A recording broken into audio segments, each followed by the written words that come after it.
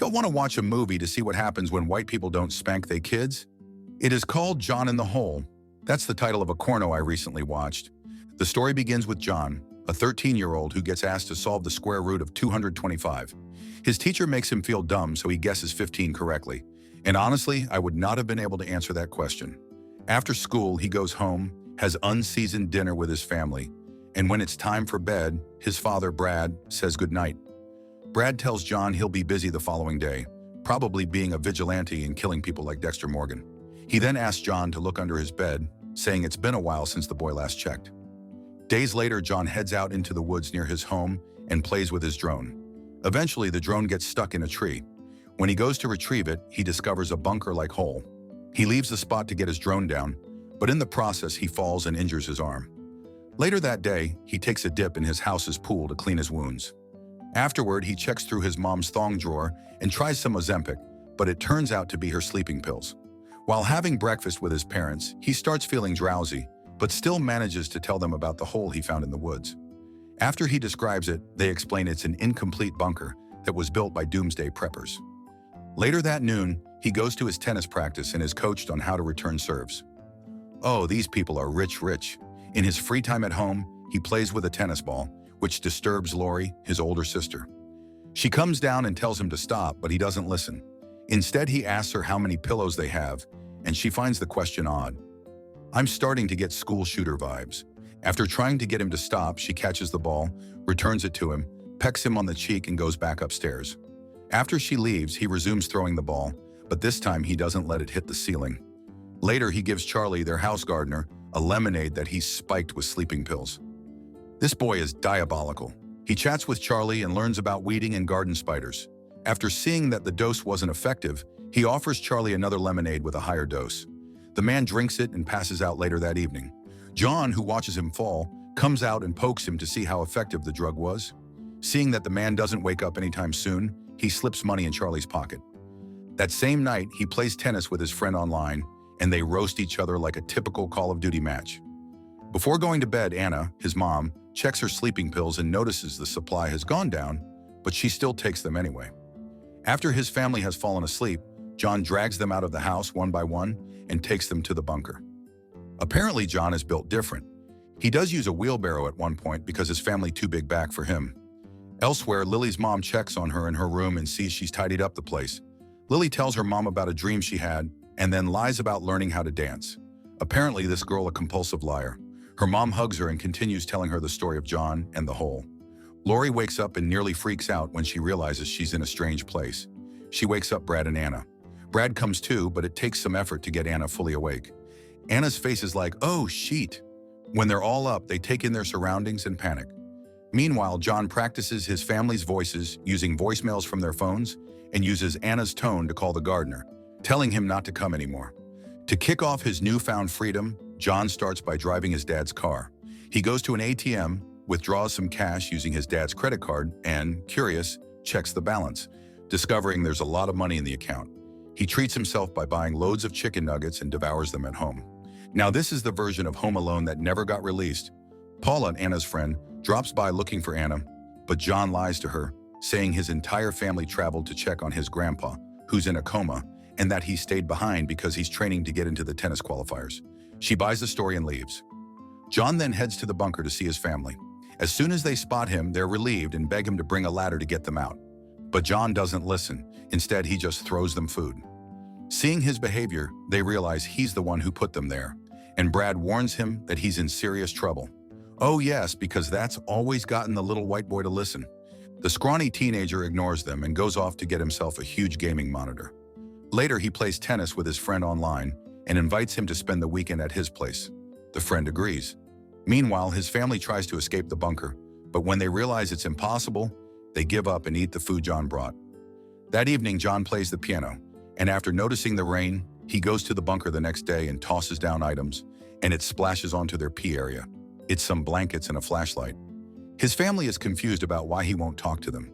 They start to wonder if someone is forcing him to act this way. That weekend, John picks his friend up in his dad's car and tries to impress him by driving really fast. He wonders how his grandpa's doing, but of course, it's nothing but lies. When they get home, they try drowning themselves in the pool, hoping to see the Virgin Mary in a swimsuit. John goes overboard and nearly makes his friend drown. They give up and head inside to play tennis. While they enjoy themselves, John's family suffers in the bunker, and the potty breaks are real awkward. They gotta put their dookie in a bag and toss it over. Lori opens up to them, sharing that John once asked her what it meant to be an adult. She told him it meant still being a kid inside, but with lots of responsibilities, and he didn't like that answer. She figures that might be part of the reason he's acting this way. While the family feels sad and full of regret, John and Peter work through their bucket list, like eating ice cream upside down. Meanwhile, Anna's eating a banana peel because she's starving. At one point, John uses his drone at night to check on his family, but his dad tells him to leave them alone. When the weekend is finally over, John drives Peter to the bus stop. On the way, he stops at an ATM and withdraws a lot of money. He hands it to Peter, hoping he'll use it to get a Nintendo Switch too, but Peter thanks him and says he'll just keep it since he doesn't have anything in mind to spend it on. Meanwhile, his family starts bonding in the bunker and passes the time playing with dirt. When John gets back from dropping Peter off, he finds Paula waiting outside the house. He lets her in, and she asks about his family. John lies again, saying they're still with his grandpa. Worried about him being all alone, Paula tells him to let her know if he needs anything, but John insists he's fine. She notices how messy the house is and asks if someone will be coming to clean it. He says yes.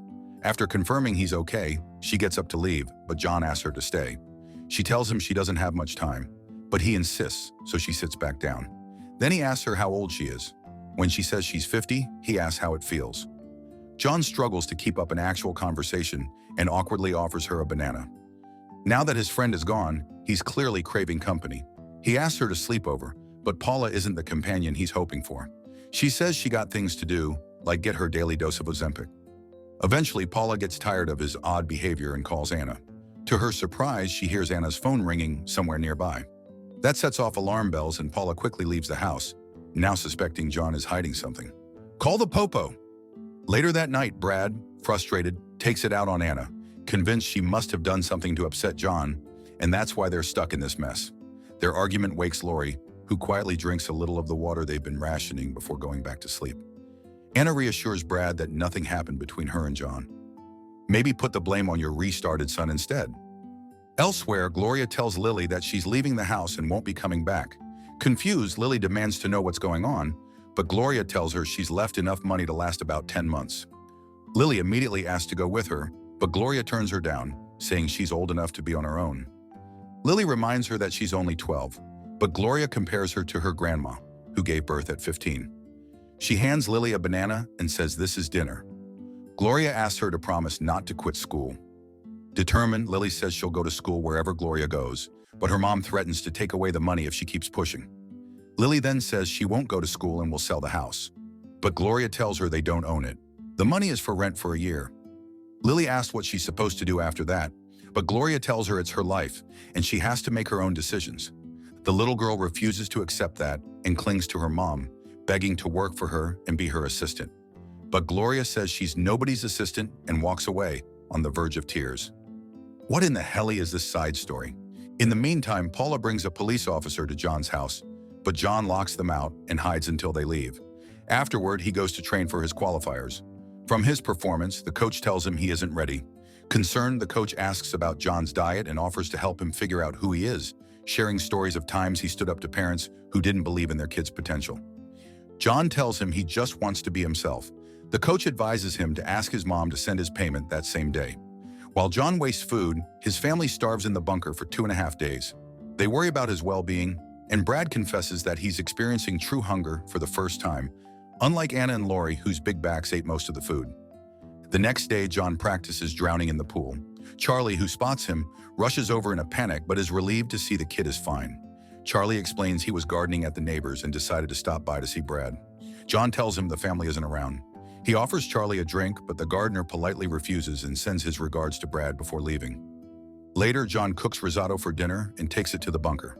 When his family sees him, they tell him they won't punish him and beg for his help. He gives them the meal and some wine, and they inhale it. As they eat, John updates them on his training progress, but they don't respond since they are focused on the food. That night, John gets bored out of his mind and drives off into the woods. Early in the morning, he returns to the bunker. Seeing his family's poor state, he immediately feels guilty. Lori wakes up, spots him, and thanks him for the food. She also apologizes, though she doesn't really know what for. John asks her why she's sorry, but she can't give an answer. Shortly after, he comes back with a ladder, interrupting a quiet, freaky moment his parents are sharing. It looks sussy as hell. But they don't care.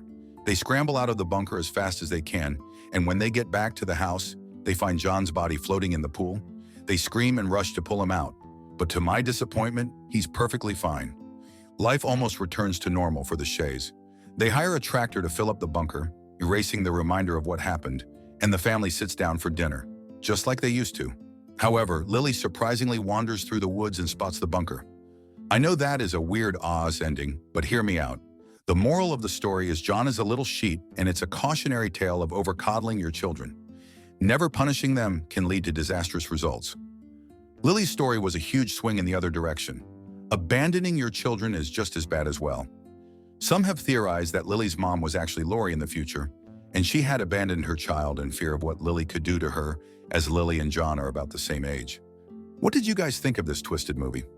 Hey, if you like this video, make sure you subscribe now and turn on the notification because YouTube isn't recommending my videos. And if you like to watch more foolishness, click here or here.